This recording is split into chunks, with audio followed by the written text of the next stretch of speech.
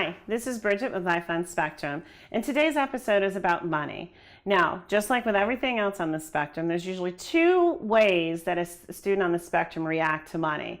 They either want to hoard it and keep it and not spend a cent, or as soon as they get it, they want to spend it. Now, of course, we know in the real world there has to be a middle level or a median to these two extremes. So there's a lot of tricks, but you never know which one are going to work. And I'll be honest with you, I'm still working on it with my son. So just keep that in mind, that it's not going to be solved overnight. And this topic could actually take maybe even up into their 30s. So keep that in mind. The first thing I would suggest is, as young as they are ready and as they're able and they're socially accepted, or they can actually sit through a half an hour, I would suggest taking them to the bank. Almost any time that they're ready and they can actually go into public places on a regular basis, take them to the bank with you. I know a lot of us want to go up through the drive-through or go to the ATM, but you may want to start actually taking them into the bank to make a deposit or to get a withdrawal. And that's just because that way they can get used to being in a bank setting.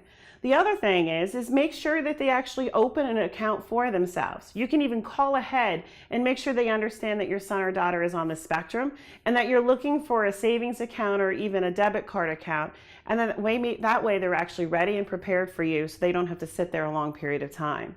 You can also ask them to have them have a conversation with your son or daughter about the importance of saving money, but also paying your bills on time. The reason that's important is that, like I said, they either hoard it or want to spend it right away. They need to understand that there is a middle level. You have to make sure you pay your bills. You may also want to start up a system in their high school years of actually paying them allowance for doing their chores. Just like you and I, we get paid for doing certain things. A money system is a good way, and then even like you can chart it or whatever the case may be. But then make sure that they know that they have to save whatever percentage of the paycheck is. I believe it's supposed to be 20 or 30%. I don't know, but you can use that judgment. Maybe you want to start with half. But they can save half, spend half, those kind of situations.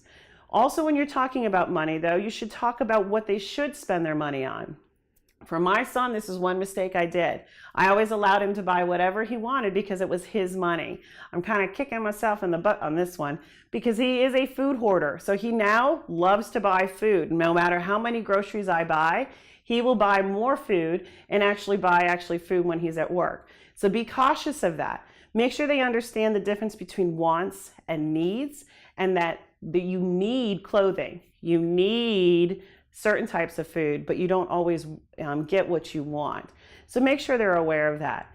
You also might need to set a goal for the year for them, and that's something that my son and I have been doing. He actually has a goal from 1 year from now. He wants to go to Florida, and he wants to pay for it all by himself and take me, which is great, but that's a goal, and he says that he has to save $200 a paycheck to reach that goal. Those are things that if you set with them, that they'll learn the importance of money, and hopefully over time they'll be ready to pay their own bills and actually save money. So hopefully this helps, and I'm Bridget with Life on Spectrum. Thanks for watching that episode, and make sure you come back and join us again for upcoming videos. They'll be uploaded almost on a daily basis. Also, if you really enjoyed us, like us below, or even leave a comment for us to respond back to. And if for all of you that are really involved in the Life on Spectrum, make sure you subscribe to our YouTube channel. We appreciate you. We hope that this is worthwhile for you, and we'll see you next time on Life on Spectrum.